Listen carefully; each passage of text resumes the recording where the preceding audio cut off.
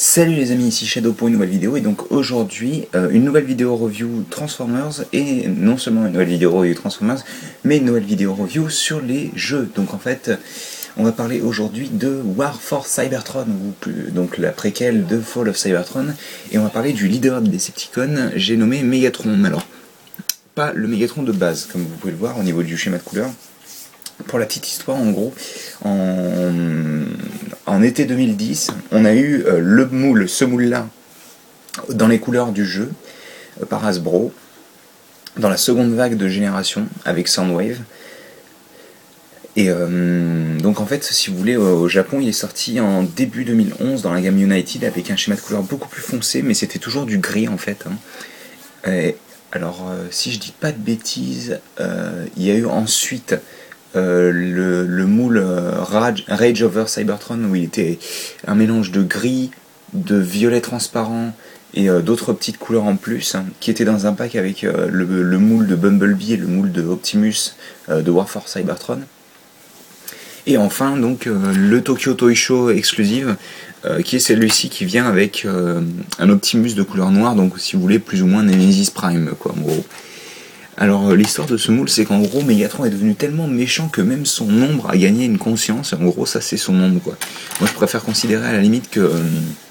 enfin je trouve que c'est plus logique de dire que c'est Megatron qui a été surchargé en énergon sombre, ou en Dark Energon si vous préférez. Parce que ça, en fait, ça a les couleurs de l'énergon sombre de toute manière, donc c'est pas... je veux dire, ça fonctionne quoi. Donc comme vous pouvez le voir, Megatron a une forme de tank, hein. Alors certains se plaignent en général quand Megatron a une forme de tank, mais je trouve ça assez logique dans la mesure où en fait un tank, en gros c'est un canon avec la possibilité de se déplacer quoi, hein. Donc c'est comme dans G1, sauf qu'il n'est pas bloqué à essayer de tenir dans la main de quelqu'un, parce que bon c'est un peu con quoi, d'être un pistolet, de jamais pouvoir être utilisé par personne, voilà quoi.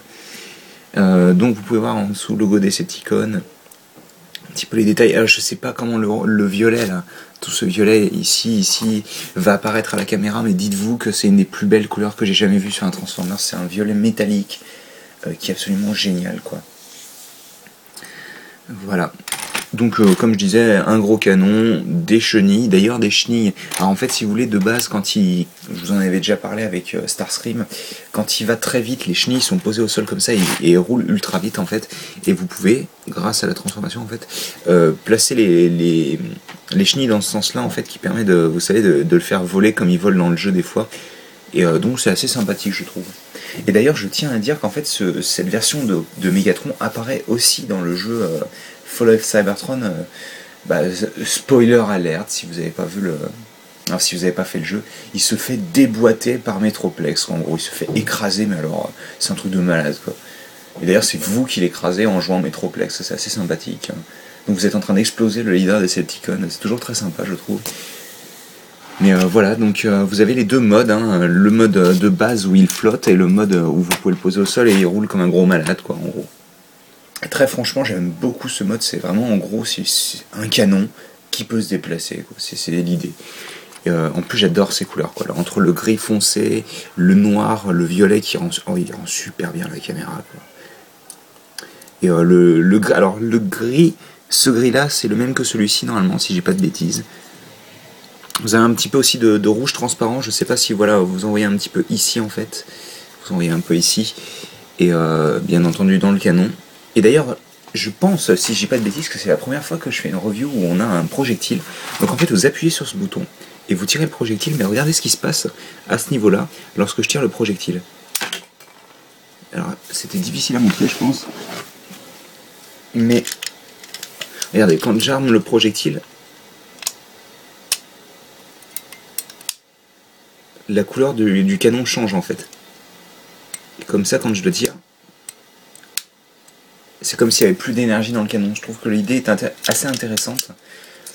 Ça reste un projectile, mais ils ont rajouté un petit truc en plus qui fait que c'est assez sympathique, je trouve.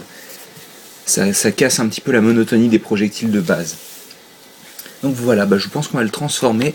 Et la première étape de la transformation, ça va être tout simplement de retirer le canon, en gros. Oh là là, ce violet, mais comment il rend super bien la caméra. Ensuite, ces petites pièces là qui étaient comme ceci à peu près, elles étaient en diagonale comme ça.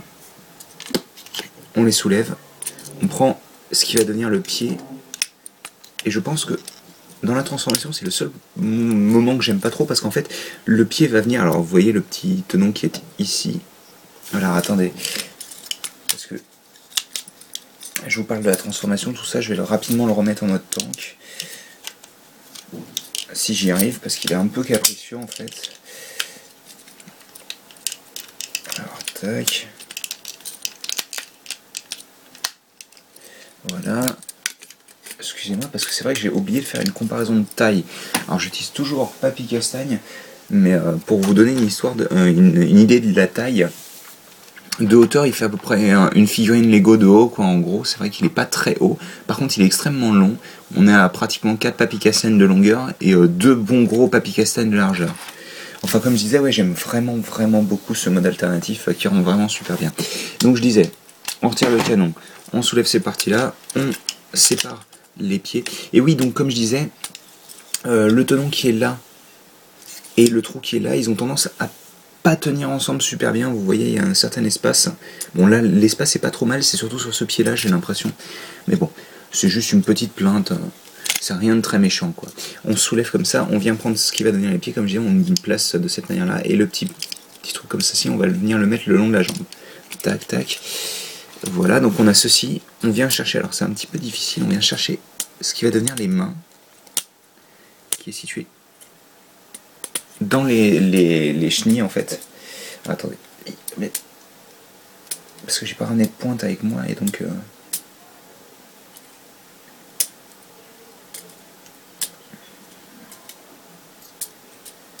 alors comment je vais faire ça moi? Ah bah voilà. Donc on a les mains comme ceci, on regroupe les deux chenilles et en gros ça nous donne une main complète. On fait pareil de l'autre côté, si j'y arrive.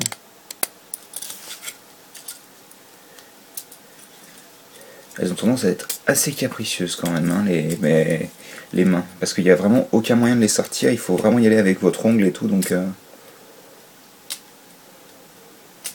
Voilà, j'ai réussi. Donc on a les deux mains, comme ceci. Ensuite on vient ici, là la tête est censée être comme ça, voilà. On sépare, alors cette partie-là vient se placer là-dedans, en fait on la sépare. Voilà, on a ceci donc. On prend les bras, on les tire sur les côtés, voilà. Les bras, enfin les avant-bras, on vient les placer dans la longueur du bras, quoi. Et on vient c'est comme ça, donc on vient les mettre à l'intérieur, quoi. Pareil de l'autre côté, tac, hop. On vient mettre ça dans la longueur de l'avant-bras. Ensuite, cette partie-là, on va venir la prendre, la soulever et la mettre dans ce sens-là pour terminer l'épaule. À l'arrière, alors ça, faire très attention parce que la première fois que j'ai eu cette figurine, cette partie-là s'est cassée très rapidement. Donc j'ai eu un remplacement. Donc moi, ce que je fais, c'est que, hop, je le transforme comme ça. Et ensuite, je pousse directement sur le joint pour pas mettre trop de pression sur le reste de la figurine. Et le détail à l'arrière, il faudra que j'y revienne parce qu'il est vraiment magnifique, quoi. Enfin, on vient prendre la tête, on la soulève. Et une fois qu'on l'a soulevée, on peut prendre le torse et le mettre au torse. Voilà. Alors vous avez Megatron terminé, mais surtout ne pas oublier, étant donné que c'est quand même Megatron, hein, il a un canon bien sûr, qu'on peut venir placer sur chacun des bras. Bien entendu, c'est Megatron, donc on va le mettre sur le bras droit, et je viens de tirer le missile. Voilà. Je vais remettre le missile. Et donc on a Megatron, ou Darkseid Megatron si vous préférez, en mode robot, et il est absolument génial. C'est juste... regardez-moi ça, quoi, sérieusement. Ce violet et tout. Alors oui, pour ne pas oublier, dans War for Cybertron, on avait sur le dos d'Optimus et de Megatron les logos respectivement Autobot et Decepticon. Là vous pouvez voir une partie du logo Decepticon en effet avec alors ça je sais plus ce que c'était dans le jeu, je me souviens plus parce que alors ça a l'air d'être des gros pistons ou des choses comme ça. Mais alors l'avantage par rapport à Optimus, c'est qu'Optimus, son logo Autobot était là, mais il était caché par une partie du mode véhicule. Tandis que là, Megatron, il est vraiment juste présent, quoi, le truc. Et ça rend super bien, je trouve. Enfin, les détails sur la figurine sont vraiment excellents en soi. Mais oui, donc on va faire tout de suite la comparaison de taille, histoire que j'oublie pas, parce que bon, ce sera dommage. Donc on a quand même 3 bombes à pic Castagne de haut. Hein. Déjà rien que le canon fait 2 bombes à pic Castagne et demi, on va dire. Tac, 2 ennemis de largeur et ouais, un bon papy castagne de profondeur. Donc oui, au niveau des articulations, on a un pivot au niveau de la tête qui peut aussi faire de bas en haut grâce à la transformation. On a un pivot 360 degrés. On peut écarter le bras aussi. On a au niveau alors on n'a pas de pivot au niveau du biceps en fait. Hein. On ne peut pas tourner toute cette partie là. Ensuite, on a 180 degrés au niveau du coude. On peut pivoter aussi l'avant-bras.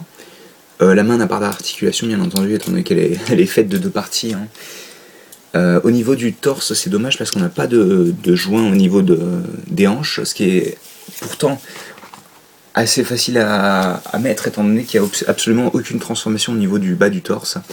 Au niveau des jambes, on a... Alors, on peut les faire aller vers l'extérieur comme ceci. Bien sûr, elles peuvent monter très haut, hein, je peux les monter vraiment. Et le genou est pas limité du tout vu qu'il fait du 180 degrés quoi. On a aussi un pivot au niveau de la cuisse. Le pied va aller de haut en bas en gros pour la transformation et un petit peu de mouvement sur les côtés. Ce qui est toujours utile d'ailleurs hein, pour les poses un petit peu plus larges au niveau des jambes. Donc voilà. Bah, je vais lui mettre une petite pause et puis on va terminer là-dessus je pense.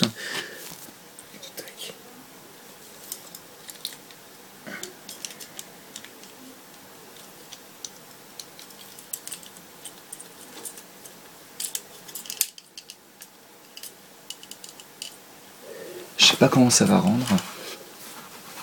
Parce qu'il a tendance à rendre pas très dynamique, c'est ça qui est un peu dommage je pense avec la figurine. C'est vrai que on a toujours l'impression qu'il est un peu emballé dans les fesses. Même si en soi il est assez dynamique, je veux dire, le problème c'est qu'il manque ces 2 petites articulations, on va dire, je sais pas, le pivot au niveau du biceps, peut-être un petit peu d'articulation au niveau du torse, c'est dommage, mais comme vous pouvez le voir, il rend plutôt bien la caméra, j'ai l'impression en tous les cas. Et oui, donc c'est une excellente figurine, je pense, enfin en tous les cas c'est un excellent moule. Après, on aime ou on n'aime pas les couleurs, personnellement je pense que au fil du temps c'est devenu mon schéma de couleur préféré de la figurine. Parce que le Rage Over Cybertron est sympa, mais il est ok, quoi. Je veux dire, il va pas non plus révolutionner quoi que ce soit. Le moule de base de Hasbro est un peu bizarre parce que le gris est vraiment super clair, quoi. Et on se demande d'où est-ce qu'ils sont venus chercher ça, quoi. Et enfin, le moule, alors le moule United, enfin la version de couleur United est vraiment très jolie. Mais j'ai quand même... Enfin, je préfère cette couleur-là parce que... alors déjà, j'aime beaucoup les schémas de couleurs originaux qui n'apparaissent pas dans la plupart des fictions Transformers. Je sais pas pourquoi, j'apprécie ça. Et aussi, ce violet, quoi. Franchement, ce violet, il est juste magnifique. Et puis en plus, noir et violet, c'est un peu les couleurs des Decepticons à la base, vu que, bon, rouge... bon, alors certes, rouge ça rend très bien sur Megatron, mais c'est vrai que le violet c'est la couleur des Decepticons de base. Rouge c'est Autobot quoi en général. Mais donc oui, écoutez, si vous avez la possibilité de vous procurer ce moule, moi je l'ai acheté sur Big Bad Toy Store. Il était en promo, je crois qu'il était à 55$. Donc c'est un pack avec Optimus et Megatron. Optimus est très sympathique aussi, je le reviewerai pas. Parce que c'est trop compliqué au niveau de la transformation et que bon, j'ai pas spécialement envie de le reviewer. Mais oui, le pack de 2 vaut vraiment le coup, je pense.